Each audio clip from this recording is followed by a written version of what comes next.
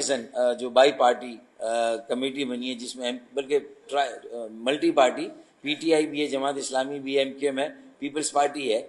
انہوں نے سروش لودھی صاحب کو یہ کام دیا ہے. وہ جو پارٹ 1 میں جو کچھ ہوا ہے فرسٹ ایئر میں, لیکن سروش لودھی صاحب اسٹوڈنٹ پیرنٹ آرگنائزیشن ایک ڈیٹا کلیکشن کا بہترین مرکز ہے, جو کچھ والدین نے 20-25 سالوں سے یہ ایک غیر سرکاری تنظیم بنائی ہے. ان کی ایکسیس, ان کی رسائی جامعات سے لے کر بورڈ آف انٹرمیڈیٹ میٹرک, انہوں نے وہاں سے ایک ایسا ڈیٹا کلیکٹ کیا ہے جو کہ ہمارے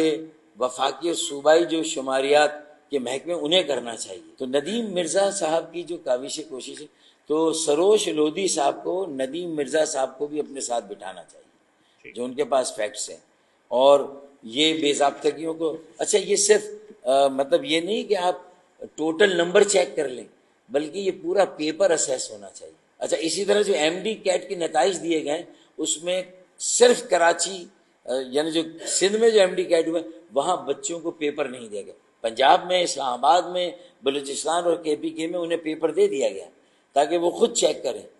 بک کی دی گئی ہیں صرف ٹوٹل کے لیے دی گئی ہیں کہ اس سیکشن کے اتنے نمبر ABCD جو 5 سیکشنز ہوتے ہیں, لیکن اب جو کوشچنر ہے وہ پورا نہیں دیا گیا. تو کوشچنر دیا جائے MD کیٹ کے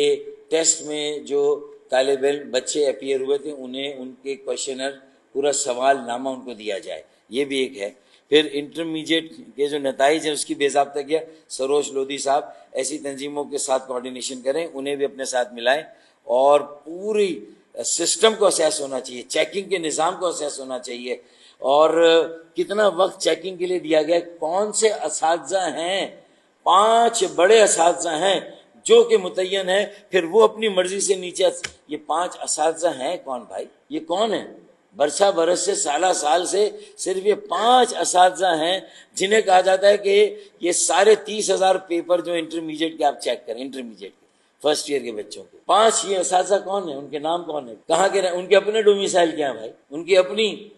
جو لیول آف انٹیلیکٹ یا لیول آف ایجوکیشن کیا ہے, یہ بھی پتہ ہونا چاہیے. ندیم مرزا کی کوششوں سے پھر نجم مرزا جو ہمارے MP ہیں, انہوں نے یہ جو بورڈ کی جو لسٹ آئی ہے ابھی جو سیکنڈ ایئر کی, جس پر یہ MD کیٹ وغیرہ ہوا ہے, تو ہم نے ایک لیٹر لکھا ہے لیاقت یونیورسٹی آف میڈیکل سائنسز کو, اور ہم نے لیٹر لکھ کے ان سے پوچھا ہے, ہمارے نجم مرزا نے, اکرام الجن نام ہے ان کا شاید, وائس چانسلر. اب یعنی پیپر لیا سکھر IBA نے میرے خیال میں, اور اب یہ جو میرٹ لسٹ ہے, یہ merit list complete merit list private medical colleges کو نہیں فراہم کی جا رہی. یہ ایک اور لیکن ہے اس میں, ایسا یہ افتخار ہے. پرائیویٹ میڈیکل کالجز کی جو ٹوٹل اور کمپلیٹ لسٹ ہے جو 2022-23 2023-24 میں دی گئی, اب 2024-25 میں وہ لسٹ نہیں دی گئی. 100 کر کے لسٹ دی گئی ہے کہ سواب کر لیں, سواب کر لیں, سواب کر لیں, الگ الگ. یہ کیوں؟ اچھا ان بچوں کا ایپٹیٹیوڈ کیا تھا, ان کی چوائس کیا تھی, وہ کس کالج میں داخلہ چاہتے تھے, وہ بھی صیغہ راز میں. ہم نے کہا ہے کہ صرف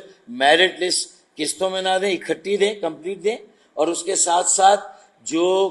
ان بچوں کے ان کے ساتھ ساتھ ان کی انٹرمیڈیٹ کہاں کا ہے, ان کا میٹرک کہاں کا ہے, ان کا شناختی کارڈ کا نمبر کہاں کا ہے, ان کا